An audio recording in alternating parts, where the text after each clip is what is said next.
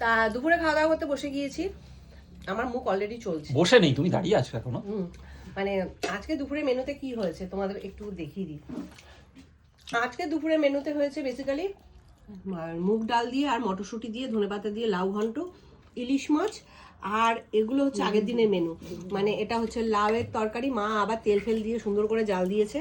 আর আগের দিনের ট্যাংরা মাছ, আর কালকের হচ্ছে টমেটোর চাটনি। প্রচুর মেনু। হ্যাঁ, বেগুন দিয়ে ইলিশ মাছ হয়েছে, আমি ভীষণ এক্সাইটেড। আর এখানে হয়েছে মানে ছেলে বানিয়েছে কি জানো, ড্রামস্টিক, চিকেন ড্রামস্টিক। হ্যাঁ, দারুণ বানিয়েছে, দারুণ। মানে কোনো কথা, আমি তো পুরোটা খেয়েই ফেলেছি। সেই জন্য দেখো আজকে ভাতই খাইনি। এটাই হয়ে যাবে। তোমার পাত্রটা দেখাও। মা চিকেন খায় না, যার জন্য মার পাত্র নেই। ও দারুণ, দুর্ধর্ষ। আবার যেটুকুনি লাউ অল্প ওই অল্প দাও, বাকি ছিল সেটা দিয়ে আবার চিকেন বল বানিয়েছে। অসম্ভব ভালো খেতে হয়েছে, আমি কোনো কথা বলতে পারছি না। অল্প দাও রাতের, কারণ অনেক মেনু রয়েছে তো, রাতে রুটি দিয়ে হয়ে যাবে। আমি আগে এটা খেয়েছি, এটা খেয়েই তো পেট ভরে গেল রে। আরে বললাম তো, আমি এই জন্য তো ভাতটা নিলাম না। ভিতরে আরো চিজটা আছে না।